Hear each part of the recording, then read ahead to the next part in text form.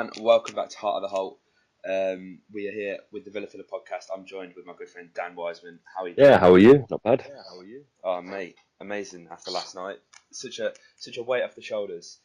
The job's only halfway done now, so let's start with the first leg away on the Riverside. Millie heading that goal, 15 minutes in? Absolutely incredible. We don't really score many first half goals. Talk me through what you were thinking when the ball hit the back of the net. I was, first of all, relieved for Mile because I think when he came in to Villa, he struggled at first, had a very good first season, but I feel like he's been in and out of the first team this season, but I thought he's come back in for a few games. Every time he's come in, he's been absolutely stellar, and I was so happy for him when he scored that goal because I feel like to be credited with that and now to be able to say that it is definitively the goal that sent us to Wembley. It's a credit to Milo because I think he's been such a loyal servant since he's come to the club. He was fantastic in both legs, and as I said, I couldn't really think of many players more deserving of scoring that goal than Milo. Yeah, definitely. I mean, set pieces. I think I saw a stat the other day. We've scored something like 12 goals from set pieces, which I couldn't believe because over the past few years we've been dreadful on set pieces. But it really was well worked. Grealish obviously with the corner. Great to see him get an assist as well. A magnificent performance from him. And I know we've spoke about the rise and the impact Grealish has had, but mate, how good has he been over these past 2 games? He has been incredible. I'm so excited for Jack because he's progressing at what seems to be a scary rate of knots. Every single game he improves. There doesn't seem to be a team at the moment that is capable of handling Jack Grealish because when he's on the turn and he's dribbling, he's got a low centre of gravity going for him. He's unstoppable, and he's been absolutely incredible for Villa this season. And I can only hope that this continues because it is players like Jack that win the big games, that step up, that produce that moments of quality. He almost did it last night, but for a fantastic save from Randolph. And yeah, I think every Villa fan just looks at Jack Grealish and thinks of what a credit he is, not only to Villa but to the youth system, because we've produced such a fantastic player. And to have a Villa fan playing in a Villa team, and potentially looking at getting us promoted to the Premier League, it must be a dream come true for the lad. 100%. I think as well, he's a very good role model for the younger lads they've flown out to Hong Kong now for the Hong Kong Sevens. Unfortunately, missing out on promotion to the Youth Premier League, but they won the cup, which is a magnificent achievement. And it looks like we've got a really good bunch of lads. So I think Jack, and everyone else, just the way the club is at the minute. I mean, there was quite a few of them, like Issa Suleiman and Jordan Lydon were in the crowd yesterday, which was yeah. I think Jack hasn't had it easy by any stretch of the imagination. I think he obviously had the whole episode with him going out on holiday, and he had some issues. And I think with players, it's so easy to see that kind of media coverage get around him because when he came through in the Premier League, and obviously the whole happened thing with waking up on that pavement, a lot of players wouldn't come back from that. I think a lot of players would kind of sink under the pressure, and a lot of, especially young players, would, you could pretty much write off their career there and then. But Jack's come back from it. He's won the fans back over because that could have gone one or two ways. That could have been. I think that came around a period where not much was going right for the Villa, and I think the fact that it was filtering through into the youth suggested the size of the problem. But he's come around it. He's made himself better, and what a player he is now. I think the relationship that he holds with other players in the first team, it's so beautiful to see him, arms aloft with John Terry. The kid is a genuine credit. And as you said, I think a lot of the lads in the youth teams can look up to Jack as an example. Andre Green as well, he's another one who's, not quite hit the same heights that Jack has, but, even he could take a page out of his book, and because to come through in the manner that he has and now be performing at the manner in which he is just fantastic. 100%, mate. Grealish, obviously, last night almost stole the headlines if it weren't for a magnificent save from Randolph. In the first leg as well, he dribbled it from our box after winning a tackle, which is something he's improved on magnificently, his defensive work. Unfortunately, if he'd have come inside after that run when he took on the 4 players, he'd have probably scored. but you can't really criticise him too much because he literally did everything for the score, which it was fair enough. What did you expect coming into last night's game, mate, after having a 1-0 win? Because I think it's safe to say that the Villa fans collectively wanted a performance like Bristol and Wolves, and even Blues. But I think deep down we all knew that it was going to be another Steve Bruce classic. Stay everyone in position and tire them out. Because to be fair, the second half we looked a lot better, I thought. Yeah, I completely agree. It's not the game plan I would have gone for. You know my prediction. I'm not going to repeat that on here because I don't think many people would think I'm too credible after that. But no, it's not the game plan I would have gone for. I'd have liked the Villa, for the sake of my nerves, to have gone on and got a couple. I think holding on was a risky game plan, but it shows the confidence that Bruce has got in the defence. I think when I was watching the first half back last night, I think I had the commentator say I think it was like 14 games of the last 15 Middlesbrough had scored in before last night, and the game that they hadn't was the other leg. And to shut them out over 2 legs, I thought Aston longer over 180 minutes did virtually nothing. Adama Traore, I thought we kept him so quiet, and I thought even when he did wiggle through the defence, which is to be expected, when he came to producing, I thought he was like. Again, I didn't think he posed much of a threat. I'm really happy with how we defended. I think there were a couple of nervy moments, but when you play 180 minutes of a playoff semi-final, you're guaranteed that. You can't really escape that, and so I think considering the pressure, considering the opposition that we're up against, I think on their day, Britt Sambalonga, Adama Traore, and the attacking players, even Rudy Gusted. Middlesbrough have got some players that can really cause problems, and we've seen that, at the Villa, what Gusted can do. I thought we nullified them really well, and I'm certainly a much more confident man going into the game at Wembley, considering how I've seen us play in the playoff environment against not necessarily one of the best teams in the division, but certainly a team which on their day can cause anyone problems. And I thought it was quite reassuring, if anything. Yeah, I think the thing with this, we know what we're going to get with Tony Pulis. So although I'm assuming Bruce obviously planned quite heavily for this, it's not as if we've had to worry about your Ryan Sessegnons just yet, or your Mitrovic's, which will pose a different challenge. But the defence for me had been absolutely fantastic, mate. I think they only got 1 shot on target on goal over the 180 minutes. John Terry, fantastic. James Chester was fantastic in the first leg. Last night, I didn't think he was quite at his best, but a solid performance from James nonetheless. And one thing that I always say to you, mate, is how predictable we are and how we don't change things up when things aren't really going our way. But the one thing that I think was clearly the game plan right from the start was Hutton following Traore. I was a big fan of the fullback swapping positions. Yeah. Over both legs. It was very effective.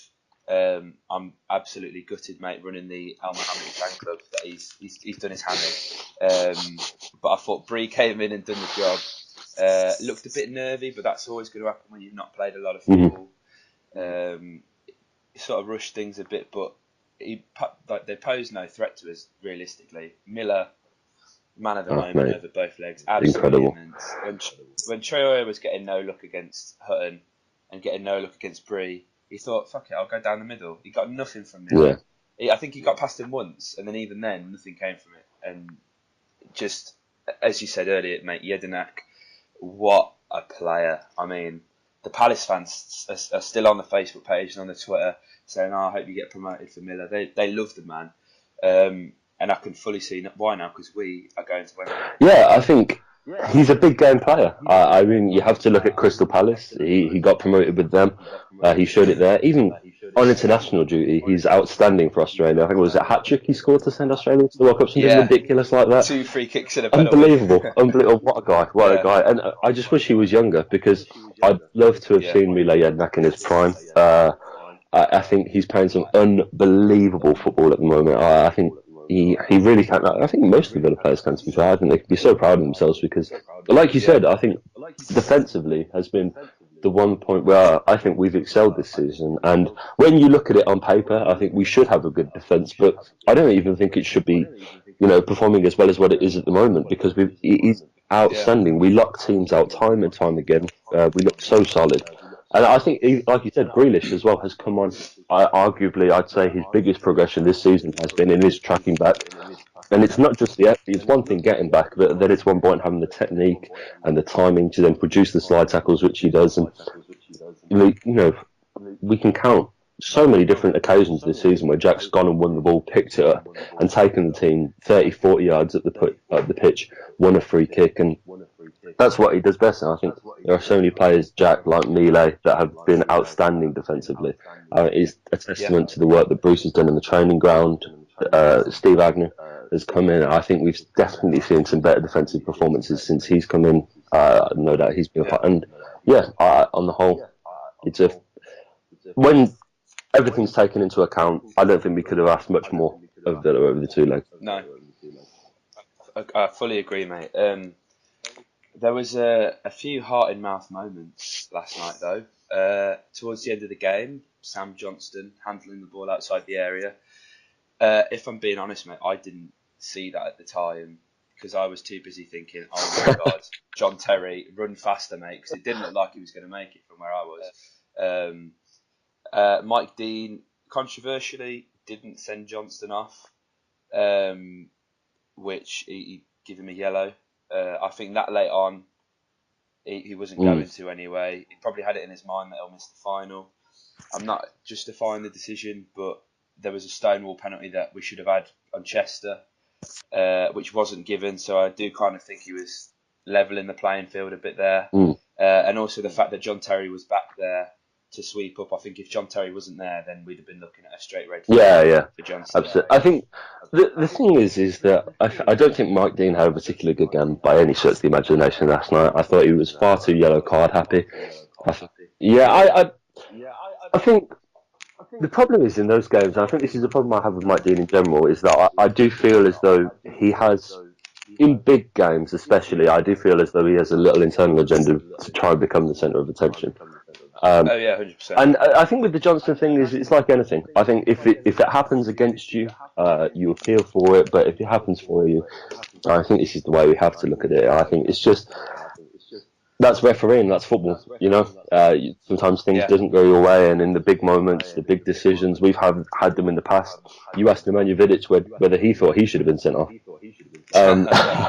It happens to every team, and that's football. And if you play 180 minutes, you're going to get decisions that are dubious, decisions that both sides disagree on. But at the end of the day, it comes down to whoever scored the most goals. Now, I give credit to Middlesbrough. I thought their fans came to Villa Park yesterday, and they didn't seem to cause any trouble. I thought they put up a good test for the Villa. I didn't think they had enough to warrant them going to the final over the 2 legs, I must admit. But no, I think it's unfortunate for them. And I think if it happened the other way around, we'd be sitting here and saying that it should be us on. It should have been a red card. But hey, it's football, isn't it? At the end of the day.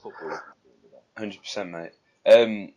I didn't think Mike Dean had that bad of a game, if I'm honest, mate. I think there was a few decisions which did sort of make me think, hang on, like Shotton's challenge on Hutton, on Bree, sorry. Or was it Snodgrass? I can't remember now. How's he booking Hutton further up the pitch 5 minutes later when Shotton's done arguably worse and he's got away with it? But as you say, there's always going to be inconsistencies. It's the Mike Dean show as always. Let's just hope he's not reffing the final, because I think he's everyone at the minute in terms of the media, there's a London bias. Whilst obviously the Wolves getting promoted is amazing, Cardiff have gone up. We don't want a Welsh team in the Premier League, mate. If Fulham go up, that's one. West Brom have gone down, Stoke have gone down. It's only really Leicester representing the Midlands in the Premier League. So let's hope that we can get the job done in the final. How are you feeling about Fulham, mate? I think I'm a lot more confident having gone through the playoffs, actually, which is surprising because I thought it would be the opposite. But no, I have to admit I wasn't really that impressed by Fulham over the 2 legs. I thought at Craven Cottage, I think they were sort of obliged to pull it out the bag. I think a 1-0 defeat is something they would have taken, and I think it always looked quite likely that Fulham were going to come back from that. But, you know, the loss against the Blues, the loss against Derby, they're not beatable. And I think on our day, we are capable of shutting out the likes of Mitro, Sessegnon. I think I'm confident that if they have a good game, Chester and Terry are capable of doing that. But they are going to cause problems. And I think the one thing that the Villa have to be prepared to is, you know, we have an outstanding defence, but we are going to get tested more so than probably in most games this season. Because Fulham in London are going to be right up for it. But at Wembley, as we've seen, anything can happen on the day. It doesn't matter who you are, where you come from, you know, track records go out the window because it's just a matter of who wants it more on the day. And with 40,000 villains behind the one goal, I'm confident that we could do this because I think Villa, and I looked at John Terry and the mood of the players after the game yesterday just looks exceptional. Everyone looks so happy, and I really believe that with the likes of John Terry, Mile, in the dressing room on the day, getting them fired up, keeping, you know, level heads, I think that could be the difference. Definitely, I think as well. For both teams, really, it's do or die, get promoted. I think if Fulham don't go up, that obviously they'll lose their lone players like Pearson, Mitro. Kearney perhaps warrants a move to the Premier League. Sessegnon is inevitably going to go because he is only 17 years old. Let's remember that, mate. You can't forget that. But obviously, there's a lot riding on it for us as well. Interestingly, though, obviously Fulham went on their sort of 23-game unbeaten run before they obviously lost to Blues and then lost to Derby. So they're almost, it's almost as if we're the underdogs, mate, which I think now that label suits us. Yeah, I think we go into the game. I think both teams have a lot to play for because I think both teams are fully aware of what happens to their future if they lose the game. Fulham, both teams are at risk of losing some of their biggest players, certainly. You know, with Villa having to catch up with financial fair play and Fulham losing a great deal of their loan players. It's a huge game. It really is. It's the most expensive game in world football. I really hope that we can do it because it does look bleak, doesn't it? If we don't go up with the whole financial fair play thing. And I think that's the problem is I think both teams have got stupendous amounts to fight for because I think when a lot of the teams lose the playoff final, you know, your Readings, likes of that, I don't feel as though, you know, there is a feeling that, you know, when you lose that, okay, maybe next year. But I think when you're looking at clubs the size of Villa and Fulham and what happens, it really is do or die. And I can see this being one of the best playoff finals we've had in a long time because it's contested by two teams, which I think for a long time it's been contested by two teams which are fully deserving of being back in the Premier League. Fulham are deservedly a Premier League club. I'd be quite happy to see Fulham in there. I think they're a big team. Villa as well speaks for itself. I don't think too many football fans could complain about seeing Villa back in the top tier. And if you were going to ask me which team I'd like to have seen in the playoffs, bar Villa at the teams, I probably would have said Fulham. And because I think they have got a good team, and it's just going to come down to on the day who wins it more, I believe. Because I don't think we're too deceivingly matched on the pitch. No, yeah, I think that's fair, mate. Interestingly, something I thought. Well, I didn't even think about it. I had it posted to me the other day. I featured on a Liverpool podcast for Heart of the Holte representing, and the host asked me. He said, well, "If you don't go up, mate, you've got an aging squad," and it kind of took me back a bit. I was like, "Hang on," and then he's listing off all the players and their ages, and I'm like. Yeah, we really squad, do. Which it could be a problem. I mean, obviously, if we go up, there's going to be investment. If we don't, we've still got Jedinak and Whelan on contracts. You know, James Chester is apparently 29. That snuck up on me. Elmo's like 30. Albert 31.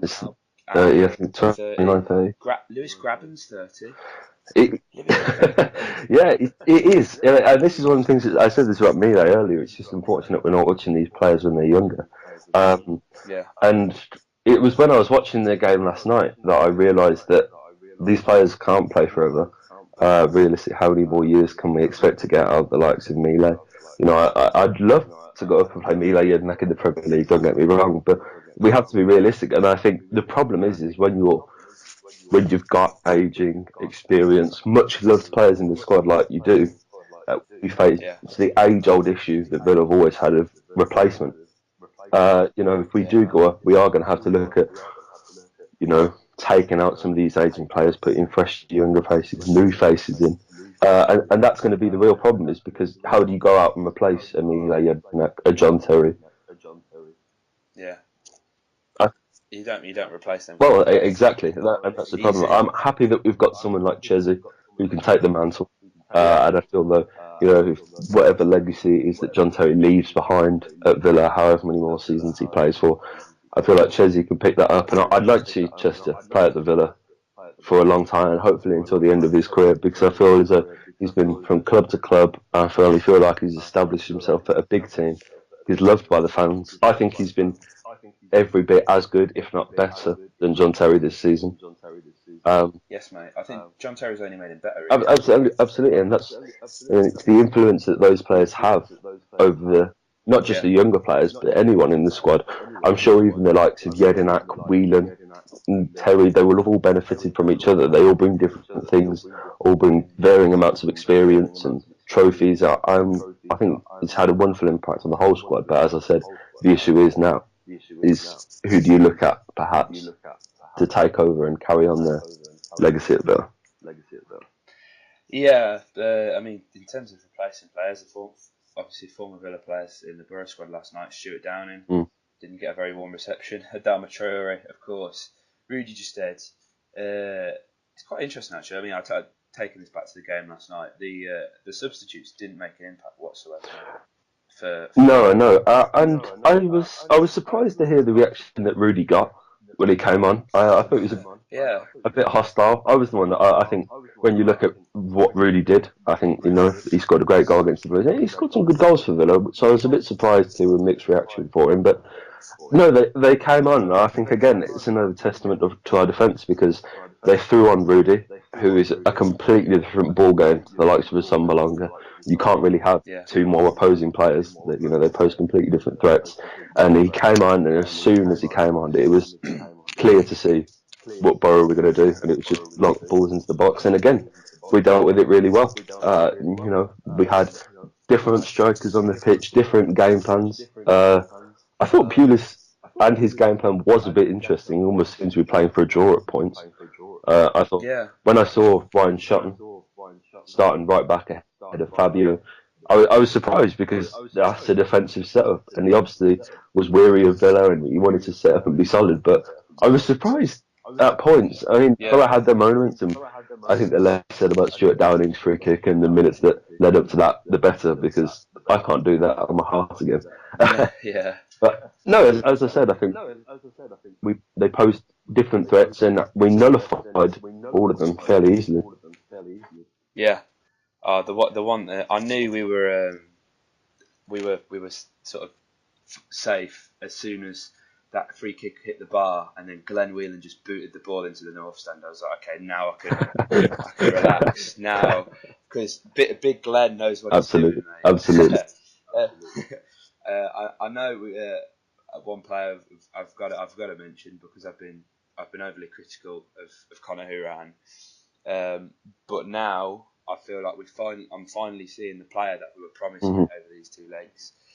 Every challenge he made, he grafted. He was getting forward. He was coming back. I mean, there was a time yesterday where he needed to bring down Traore, I think it may have been, and he just didn't. And then John Terry was kind of at his mercy on the floor. I don't know what John Terry was doing down there. And that was just before they injured Johnson. Yeah. Which shocking that, but it happens. Absolutely. I think I was saying this to my dad last night. Tony Pulis' plan, if he doesn't win the tie, then he doesn't lose the game. Like he just has to make sure he doesn't lose the game. And you can clearly see, because the amount of challenges that they were throwing in, they were trying to get us injured. Snodgrass was down like twice. Obviously Johnston, which would have been a big miss if he's injured. I don't know if I'd necessarily trust Mark Bunn in the final. Very dirty from Pulis. We know he doesn't like the Villa, but it was almost it's as if Jukanovic is like, "Oh, mate, can you do us a favour?" Yeah. I think at the end of the day, we watched 2 games contested by Steve Bruce and Tony Pulis, and so I think any football fan could tell you what kind of game those 2 games were going to be. Neither team played beautiful football, but you employ those managers because they do a job, and Steve, and credit to him, with everything that's gone on this year. It's been a terrible year for Steve Bruce, in regards to his family and personal life. And I can't think of many managers, perhaps that would have been able to do what Steve does, because this is arguably the hardest. He hasn't had to prepare for bigger games in his career, because he's had to prepare for playoff finals and playoff semi-finals before, but never with a club the size of Aston Villa. So there's a huge added weight there, and I feel like to deal with the trauma that he has and to prepare a team so well and put out when you consider what his game plan was over both games, his side have put in 2 pretty much perfect performances considering what he was asking. I think there needs to be huge credit given to Steve Bruce, because what he's done is fantastic. He's proven me wrong. He's proved a lot of other Villa fans wrong. And I never wanted to see the back of Steve Bruce. I've always thought he was a great guy, and it was never a detriment to his personality or the man that he is that I was a bit unsure that he was the right man. But he's proved me wrong. He's got us to the playoff final. It's not the way we probably would have chosen to go up, but if we walk out of Wembley with a smile on our face, then he's done a great job.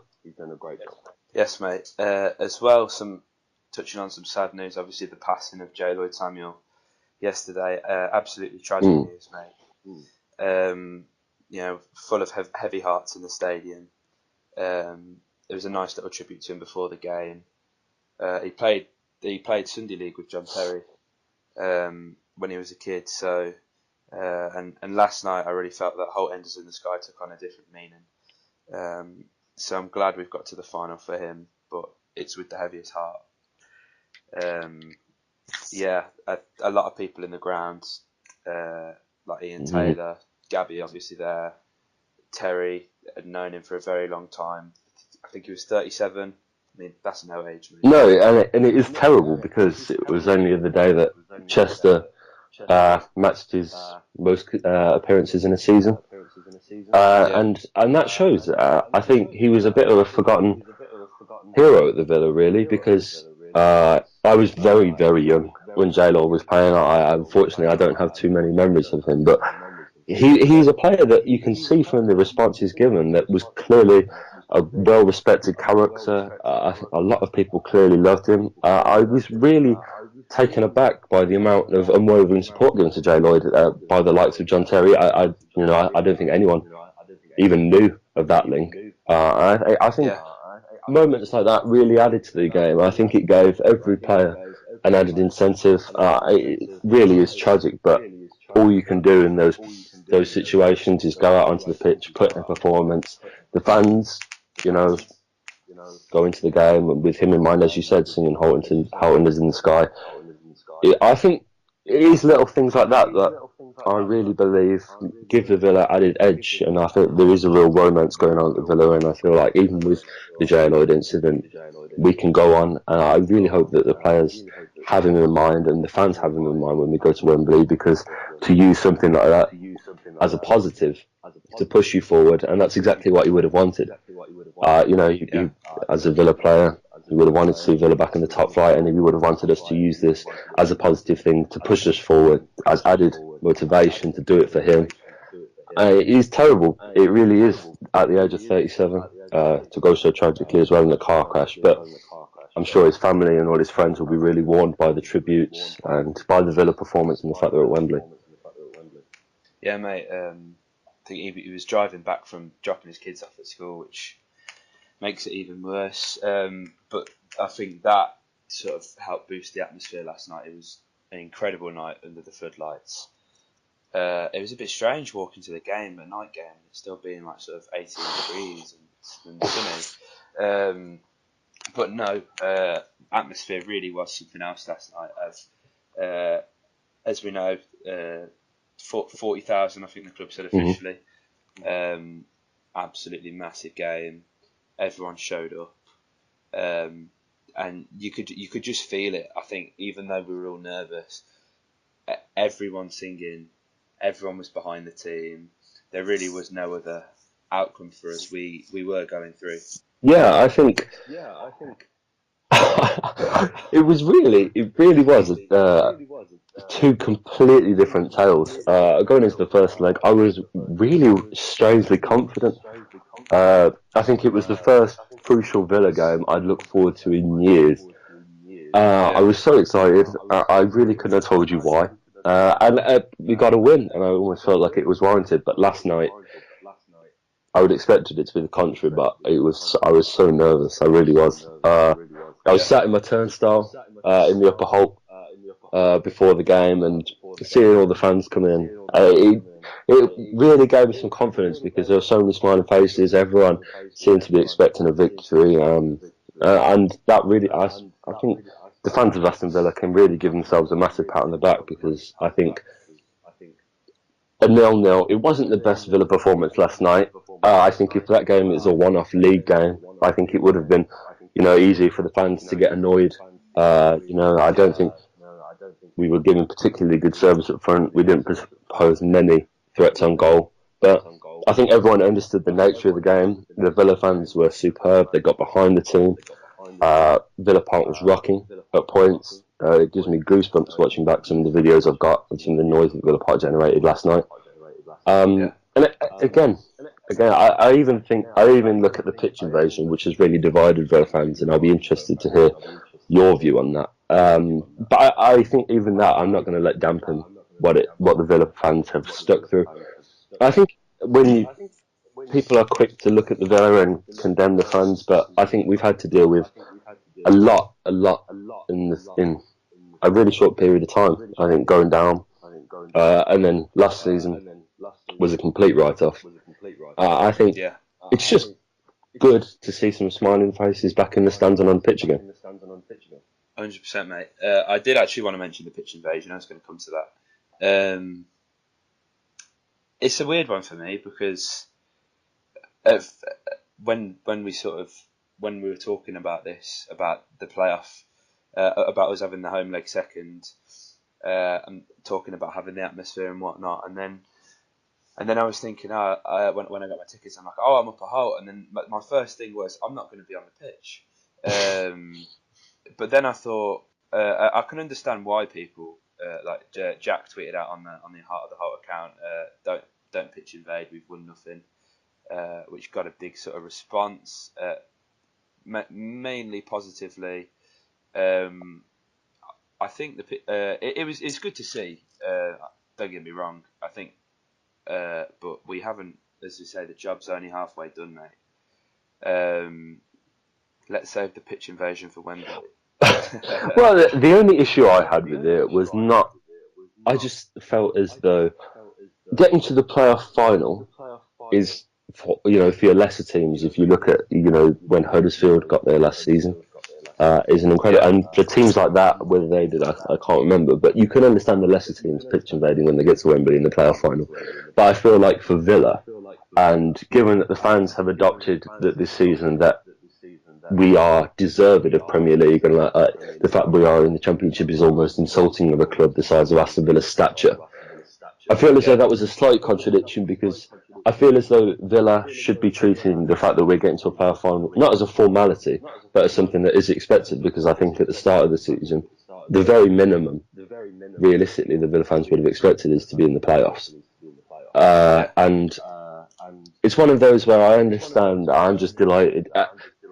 It actually turned out to be better than I thought, I think, because when they first went on the pitch, I was a bit like, should we be doing this? But when Jack was getting carried off the pitch and everyone, I actually, yeah, I did let out a smile, and I'm really glad that I've got those pictures, because I can't think of anything more beautiful than that image of Terry disappearing into the fans completely, and then emerging about 2 years later, Villa scarf round his neck. He seemed to be gone for ages. I saw him disappear, and then he was just gone, and then he appeared screaming into the fans, Villa scarf around his neck, and I thought, you know what? It hasn't been I thought the players loved it. Jack aloft, being carried off the pitch. Even Chris Samba. I saw Chris Samba being treated as almost I love the that second coming. He was being carried off the pitch. He seemed to love it just as much as the fans did, and I think, yeah, it was nice things in the end. I've got some nice pictures, and yeah, at the end of the day, I'm not going to let it dampen. I don't think Villa fans should either. I think there are going to be plenty of Villa fans that are completely against it, plenty that are completely for it, and either way, I hope that we can, just let bygones be bygones and concentrate on the final. 100%, mate. Though I do have a slight inkling that it's the people that were on the pitch haven't been there week in, week out. Well, I don't know whether that's just that's just me. I don't know. I mean, I've not been there for every game. I think I've done about 18 games and then 2 away games this year. So I can't, it's not as if I've been ever present, but I've been down there a lot. From Manchester, you've been doing well. Yeah, from Manchester, mate. Yeah, and you, mate. We've braved the West Midlands Vale. Yeah, I think we can look back. I think again, I just want to hear, looking back at the season as a whole, highs, lows. What are your thoughts on it all? The thing, it's funny because at the start of the season, I said to my dad and everyone, I want a day out at Wembley, and everyone's like, "Are you nutted? Like, you don't want that?" And everyone, that my friends who are Derby fans and whatnot, and automatic, like you want automatic. But although obviously for us if we'd have ran away with the league like Wolves did, that would have been magnificent. But there's just, for me, and you know me, I'm such a hopeless romantic. There's just something about Villa being in the final at Wembley, getting back to where we belong, on the same day that Liverpool could potentially win the Champions League. I think it's a very romantic day for English football, kind of restoring the balance almost. I like that. Football. I mean, as much as some the Liverpool fans will be like, 6 times and that'll annoy me. I can't pretend like I don't want it to win, because it's special. And but back to the Villa, slight little topic there. With the thing for me is we've been consistently inconsistent. And it's interesting hearing people from the outside saying, if you speak to anyone who's not a Villa fan, who's like a Premier League fan, they're like, "Oh yeah, Villa in the playoffs, yeah, like you've been really consistent this year." The results only tell half a story, mate. The score only tells half the story, doesn't it, for me? Yeah. And if you look at Bolton away, if you look at Hull away, and you look at Norwich away, and even QPR at home, we're pretty close to Wolves then, mate. Yeah. And we're sat here talking about Benteke coming back, or we're talking about transfer rumours because we're not talking about going to Wembley. I think the Villa season has been a really strange one, hasn't it? I think all season we've seemed to be at a different place. We haven't really had, as you said, any real level of consistency. We seem to have either been the best team in the league, we seem to be complete bottle jobs. Our heads have been now, our heads have gone. It really has been a topsy-turvy season. I'm happy that it has culminated in a relatively high league finish. I don't think finishing where it is the worst thing that could have happened. Finishing 4th is no great embarrassment. And so I think we can look back at this season on the whole as a positive one. I think at the end of the day, I was walking out the stadium last night. I thought, you know what, I'm happy to just be here, and I'm enjoying Villa Park being a positive place. I loving the first team again, because for so many years I looked at least half the players in the first team and didn't want them to be there at all. And I love every single player in the squad. I think even, as you said, even Chris Amber, what a guy. What a guy. I'm so glad we signed him purely because I think I think the squad as a whole, I think every player has really stood up, because the rebuilding of a club like Aston Villa, and when you look at the shifts that have gone through our teams and how different our team is now to even the first game we played in the Championship. To be tasked with the rebuilding of Aston Villa is huge, and I think especially the younger lads and as well the lads that are new have really taken it upon their shoulders this season. It can't have been easy. We've seen that it hasn't been easy at points, but last night to walk out in front of 40,000 people, of which about 37,000 are wanting you to get to a final, bearing, the shirt of Aston Villa. That's a huge weight. It really is. And to go out and keep a clean sheet in that game, I think was a nice way to seal off our season, because I think it has been ups and downs, and I think that last night shows that we've got some solidarity back, which I suppose is the main thing in the rebuild, isn't it? Yeah. I tweeted after the Ipswich game, the 4-0.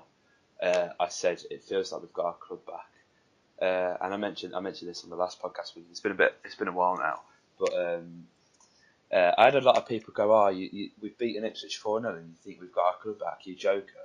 But genuinely, like as you said, not that I didn't support the other teams, but this Aston Villa team gives me hope and just a completely different feeling. I don't come to Villa Park now thinking I hope it's only 3-0.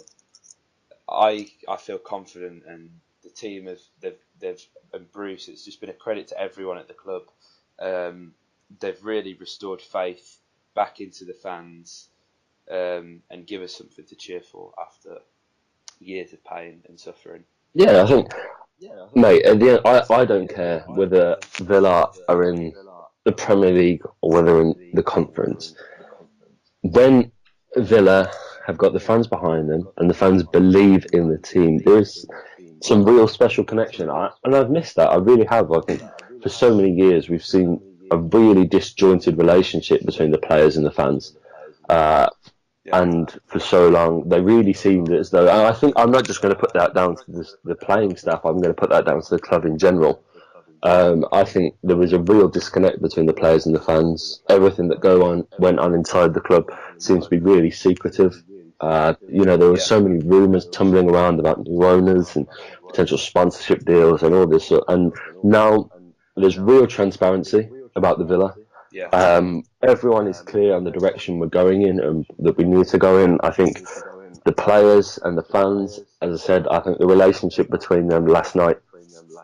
I put it this way: if you'd have let Villa fans onto the pitch with the Villa players a couple of seasons ago, you would have a very, very different outcome to the one you had last night. I was going to say they certainly would have been carried off the pitch, mate. Exactly, on stretchers perhaps. And so that's what I mean.